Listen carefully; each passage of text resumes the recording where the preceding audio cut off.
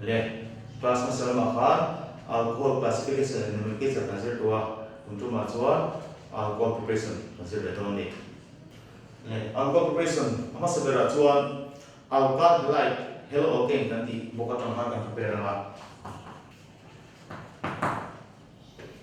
alcohol halide kahian chloroethane emo ethyl chloride nanti ka example pala hello okay ni liquid tadi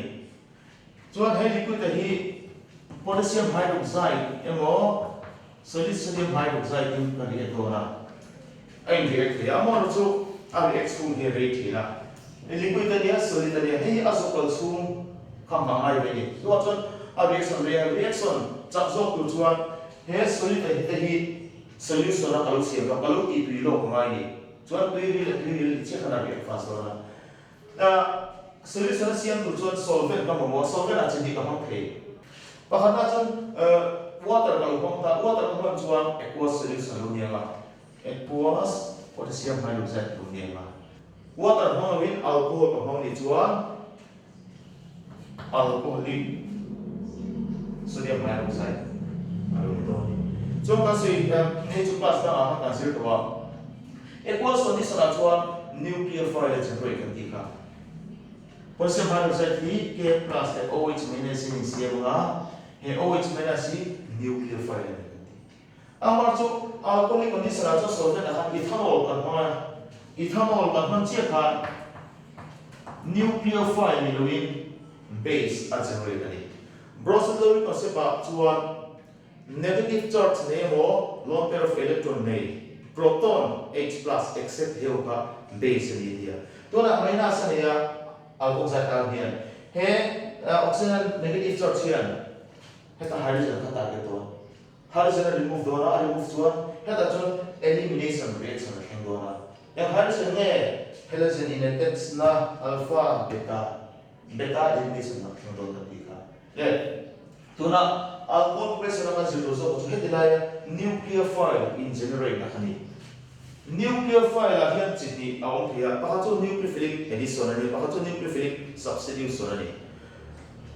chuan addition hi unsaturated double bond kan ti te triple bond ate addition hi thleng thia saturated heng single bond addition thleng thei he nucleophile ania he alkyl halide double bond lo silam chuan nucleophilic addition thlenga amar chu single bond saturated ani wang addition thleng thei wa chuan chuan nucleophilic substitution reaction thena ngai heta lam chiang sa chu OH minus nucleophile ni he a substitute a replace something chuan Cl minus d ka he chloride ion ka ngati ngai di chuan he strong single covalent bond ni single bond ni strong ani ko hi a strong bond mase strong bond ve kha stronger a maya he stronger ani acha chu heavy bond siam tu chu carbon atom le carbon atom heavy bond siam tu chu carbon atom le chlorine in a bond siam is stronger in a weak bond formation between two similar atoms are much more stronger than between two distinct he strong bond and he weak bond a hian a break amai ni peroxide mo sunlight to umlo chu chu a bond break ga ko hydrolytic fission ani ngai tu la hian sunlight mo peroxide to umli chu homolytic fission ni ga positive electron ani kha carbon atom hian pakhat changa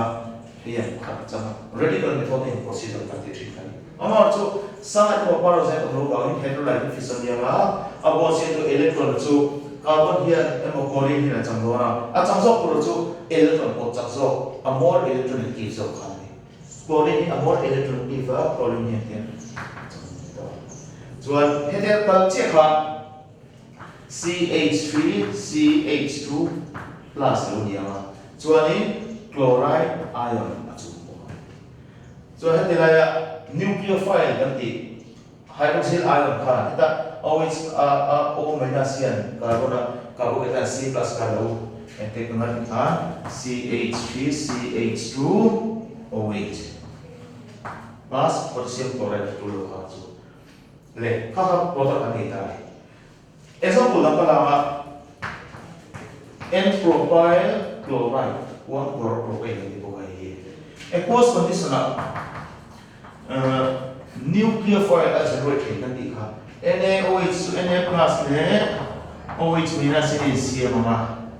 chuan hey nucleophile ania hey nucleophile substitute to replace to so bola bond pathum sida sia kama bond sabera hi between carbon and carbon atom inangin siama bond patina hi carbon and carbon inangin siama bond pathum na hi carbon and chlorine hey hi weakest bond ni hey ai chuan hem pani strong ni a weak bera chuan weak bond a break do na chuan bond sin to electron pani kha chlorine kan di khan chang do CH3 CH2 CH2 he ka pathum plus ni ha chloride na chombo kuma ahami achi kha heta nucleophile OH minus na hey lo effective mo chuan heta CH2 plus OH minus lo effect chuan N propyl alcohol 1 propanol Cl dola hey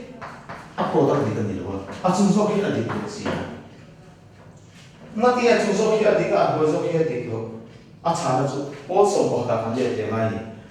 organic chemistry some basic principles and techniques the also bahata ma is it for ha koi moni so organic chemistry thiam to ka se also bahata ithiam to tamai le tai la hey SN1 mechanism twin process ani leaving up achu nucleophile chu ko ka chu pota step ka na carbon ka ni pe ta chuanin a incoming group nucleophile loop tur kha loop le che do hey a chung ki ethanol hi adik thila na chu asta patna a living nucleophile a chu che kha carbon cation create plus the 2C and C na sa ne a chu ni primary carbon cation aya get zo more stable le chung zo to secondary carbon cation aya stable zo get zo le chung zo to tertiary primary carbon cation so stable lo ame to as I stable asiam do na secondary I stable so to tertiary so di asiam to chon a nearby a adjacent dia a bulchi ami heta chon bulchi pa chon ni pe ma cho hydrogen atom pathum oma hydrogen atom pathum jinga pa kha hi hydride ion ma cho ai hydrogen ion H+ lewin hydride ion H- asan chu achu che khan C+ han lu do na hydrogen ion H+ ma achu C- carbon ion do na plus the plus ko mai do na chu hydride ion H- ma chu ai H- ko kha heta hen lu do ma CH3 lu ya ma H minus hydride ion chu to wangin C plus carbon cation do ma plus itu C here C pa kha chu ni primary to ni hey primary tama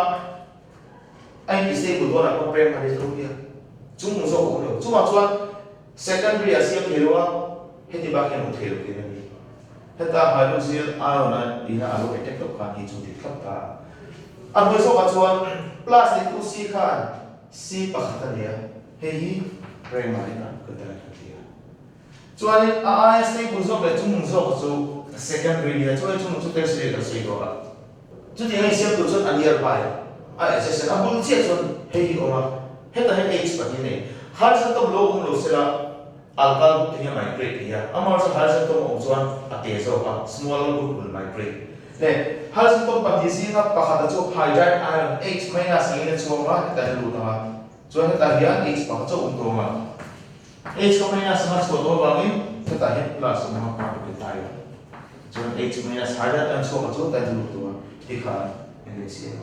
plus itu C ka C pa ni ania chuan secondary carbon cation metro a stable a more stable voi thana chu he NaCl to kam chuan a metro wangin stable wangin a stable form a kind rearrange to ya chuan ti hana stable form a metro kada he che ka OH- kan ken lo tu ma a so propyl ko true propanol ka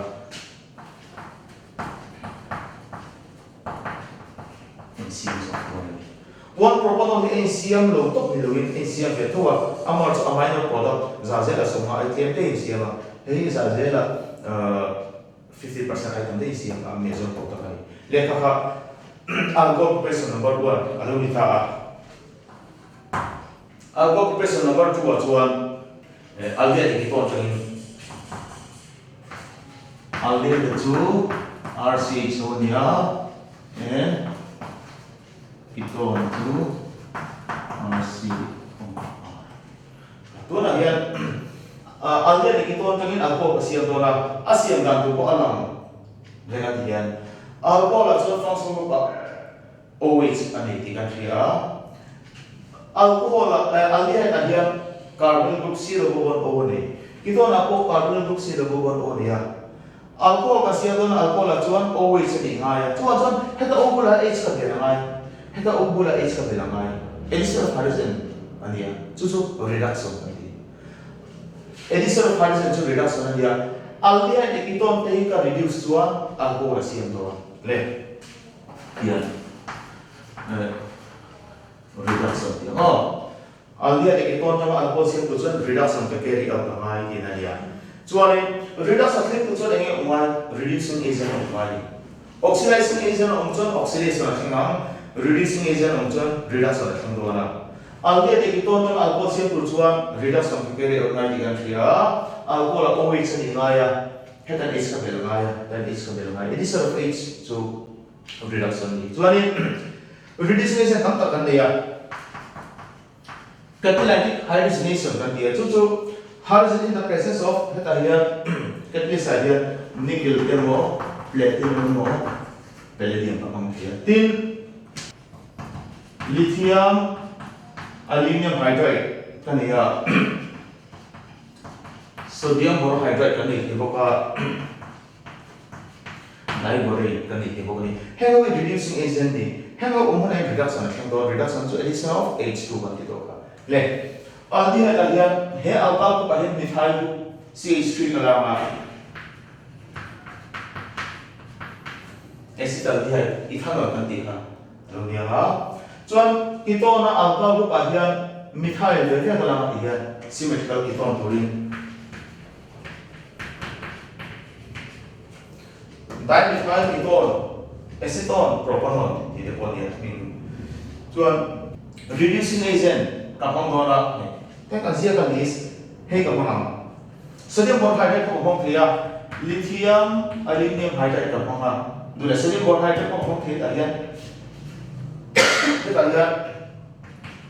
sodium borohydride kapang le tunga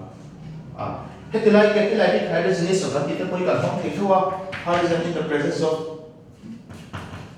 hydrogen in the presence of platinum to kapang reducing agent kan ni chuan reduction chu addition of H2 hydrogen molecule kan dia khoi addition of thei chira ma sei do addition thei na chu double bond unsaturated ta ni single bond wa addition thei do double bond again addition thei ya double bond ai tu O wale C kan H pa ve ve bel do tin ani chu ti chuan CH3 ni ha C hian H pa khata nei sa addition reduction action dora H positive le che kan H2 lo dia ma chuan double bond ka single bond na carbon group hydrogen group siam dona O kan H bel ko ma ti khan ale siam ma OH som to carbon to chuan carbon to pakhat nei reduction of aldehyde produce primary alcohol le ketone kan en dia reducing agent ani iwan ta reduction action dona reduction of the so addition of H2 hydrogen to pani ka beto so addition se fele to unsaturated double bond ani heta double bond ai tu O wala C kan H ka ka chuan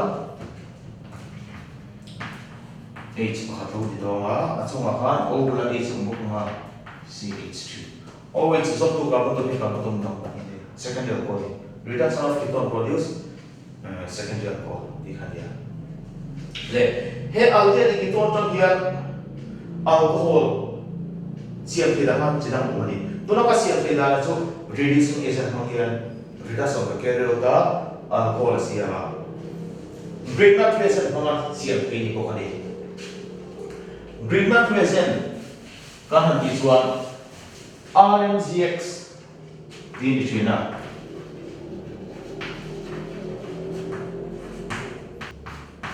heta R alcohol ko pahin methyl CH3 kapanga magnesium to magnesium ni me ya X halogen alian bromine kapanga ni chuan chlorine kapanga ni le methyl magnesium chloride ni nga bromine kapanga ni chuan methyl magnesium bromide ni chuan ni ka he tu chu Grignard reaction ka nucleophile in generate hetila alkyl group le magnesium te ka bond break kama magnesium ni S block wa group number 2 alkyl atomic high electron positive ni chuan bond break ha heterodyne fission break ha alkyl group bond set electron pa hero kalma magnesium plus magnesium he methyl carbon 9 ka CH3 na minus ni he nucleophile ka ni sunita chuan aldehyde ne ka react dora he aldehyde ne he ketone ni aldehyde reacts with Grignard reaction actual methyl magnesium bromide ka panga so ito ha nucleophile is right a bond break a nucleophile china ha nucleophile chu cha ne duwa saturated single bond ho ha nucleophile react bond ni chu single bond addition of the nucleophilic substitute so ni mai lang dia to na chuan double bond to carbon group to nucleophilic addition asin be to ni to na chuan hen carbon group ho hi carbon double bond ho ni alkene te bo carbon group te bo hi dia double bond no chu electromagnetic effect temporary effect dia bo so ka conservation kani to na nucleophile minus ne mo electrophile plus ne mo ngelo sela carbon group adaman the ke lo kana amar chu nucleophile te mo electrophile kani outside attacking reaction object ka minus object ka minus in a attack tool plus nucleophilic center automatically break on it again so strong sigma bond ya double bond pakha hi strong sigma bond ni lai pa chu weak pi bond weak pi bond break on khola nge ho si tilo ni ka ti chuan carbon tom le oxygen compare carbon atom oxygen kha amor electromagnetic electron po chu chu oxygen ma ti na hena kal che kha C le o ti ka single bond lo wa o han minus o wa C han plus lo to ni kada C na plus ni che kha he ga lo te let's see CH3 na kasi ito na CH3 niya hemisian H pakata ni sa chuan C ha plus lo ni che dora heti lo dora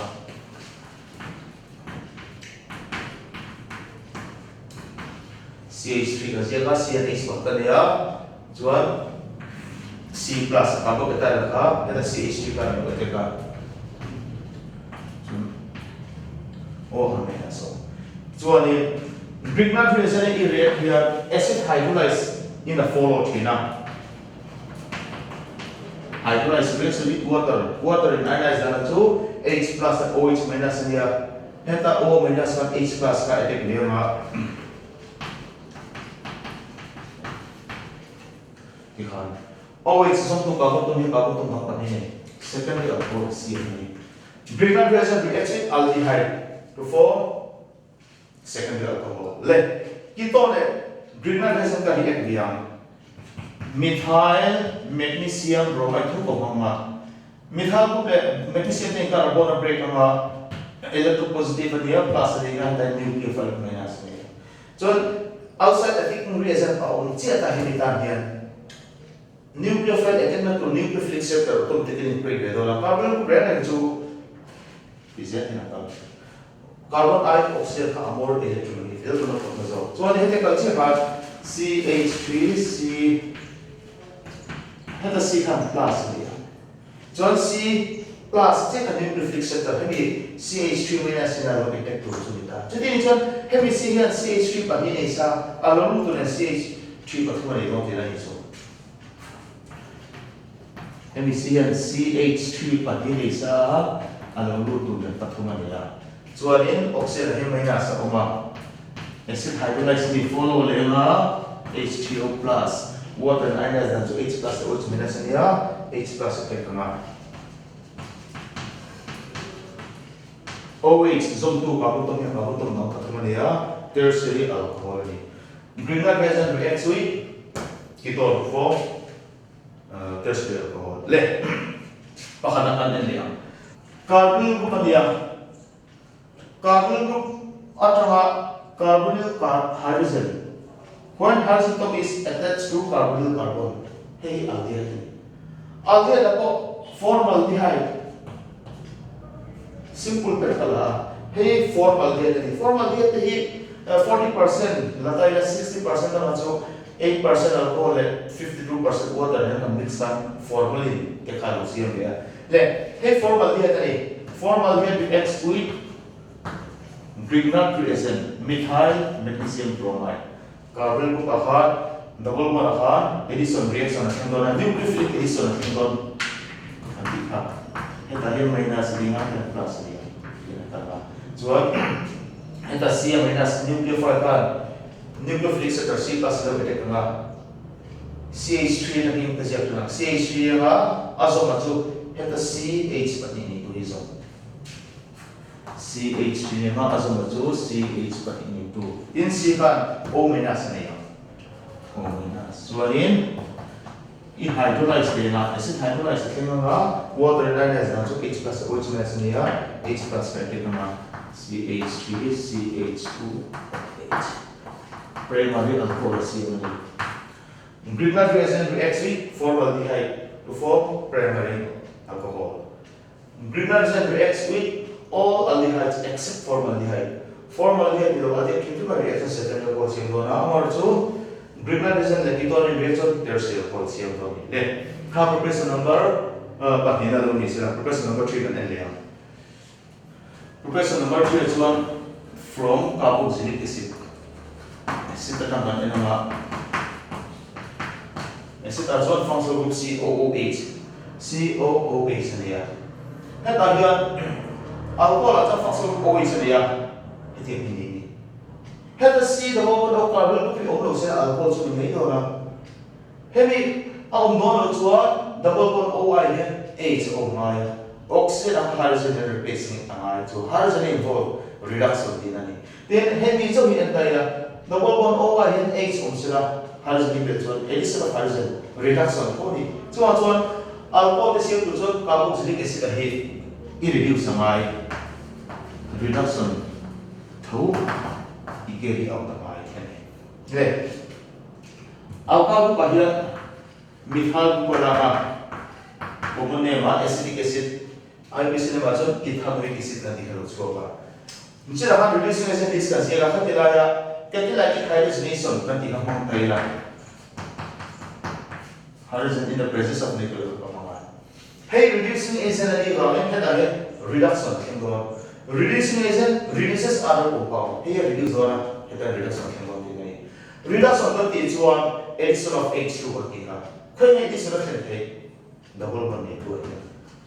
Hey, tama addition ng H pa ka dili na. So din H1 CH3 niya nga C akan H alo lowa tira chuan ibel C akan CH niya nga OH ani sa yun na chuan carbon group aka double bond O single bond niya nga O akan H ito na ikana ni siya nga chuan yung pas sa mga answer ko ka carbon tong pakatin alcoholic group OH group pa ni chuan stable low mantia stable low kami unstable yun na score ba kata chuan stable form ang ay dehydrated doon. Water molecule strong doon. Water molecule strong doon po phosphate of 3. Hydroxyl ion OH minus at swak po nga. Suwanin carbon ion plus positive equilibrium. Suwanin H plus ito ni swak may nachiya nga. OH din karab bola ka nabulwa natin doon. At sa carbon ka plus niya ito mamodin mo na di ba? Ang carbon center ng doon. Suwan CH3 C yan H pakata niya at sumahan double bond O yan alcohol siya ito mga aldehyde siya so ang kuna yan reduction agent ni dahil nga reduction i carry out niya nga reduction so addition of H2 kan tiya addition double bond at triple bond at kan tiya double bond ito O ale siya kan H ibet so CH3 H na isa pakat ibel nensuan H pa nilong niya nga so double bond aka single bond carbon group hydrogen group ay siya doon double bond aka single bond ay siya nga O bola H ibel so alcohol is siya siya ni carboxylic acid ka alcohol siam tur chuan step thum inang catalytic hydrolysis ang chuan lithium aluminum hydride ka ti hi strong reducing agent ani then reducing agent dang kan ni ko kan sina kan silanga sodium borohydride he lithium aluminum hydride ka ti sodium borohydride hi reducing agent ve ni basi dang tam ta kan nei strong reducing agent dia weak ani awi ka bangin functional group so reduce clear lo sodium borohydride chuan aldehyde reduce thega ketone reduce thega acyl chloride reduce thega clear reduce clear lo our chu lithium hydride to strong reducing agent ni bangin functional group dang song aldehyde te ketone te ba ka carboxylic acid te amide te acyl halide te nitric compound te carbon double bond te ka reduce te to ni chuan le chuan hi strong reducing agent ni bangin hei kan sin se mai ta as lithium aluminum hydride is a strong reducing agent it will reduce hemi carboxylic acid amide bi ka acid chu RCOO is dia amide chu RCO NH2 ni he acid amide case bi ka chuan lithium aluminum hydride hian carbonyl group hi hydrocarbon na directly reduce double bond O ni china kha hydrocarbon na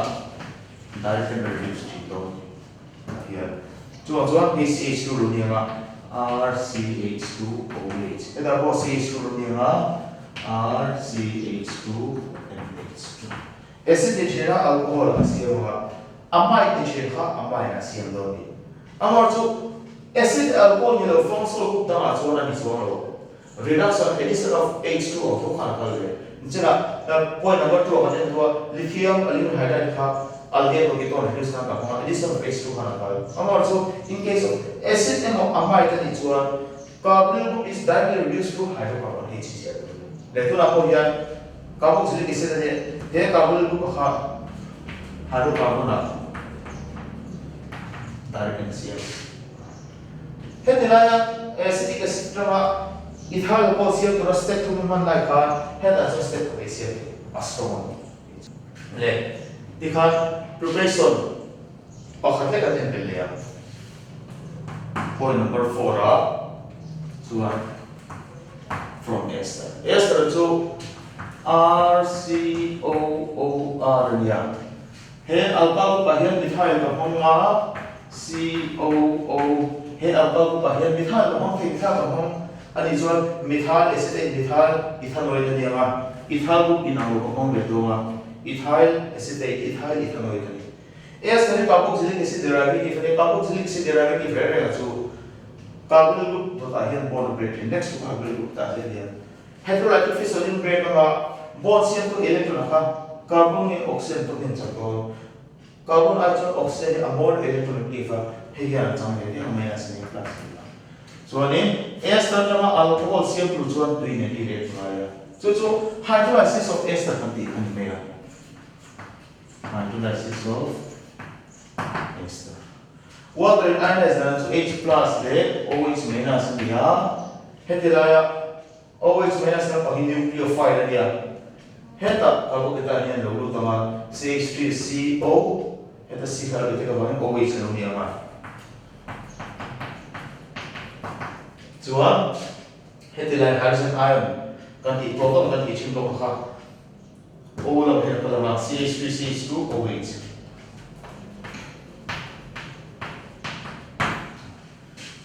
hydrolysis of ester chuan alcohol siamani tin ester na hian alcohol siamani fil na kani boka reducing agent ta kani asiam te boka ester hi ethyl acetate thohi kalanga chuanin reducing agent a chuan lithium aluminum hydride ta homa heta ka se tu chu ester reduce rate chuan alcohol molecule pati siam dona chu alcohol molecule te chu ai angin en amo the chu bi di ai angin mo ang lo clear tu chu hetilai compound ani vein ma carbon to pati oma ding ma carbon to pati oma ethanol carbon alcohol molecule nam che siam don methyl acetate kala ni chuan velu ka ba ka ti ding ma ka ethanol ko ka ti ko be methanol ko alcohol kul in ang lo pa ti sian don ko la chuan pa ni na chu ethanol ko ka ti a ma na chu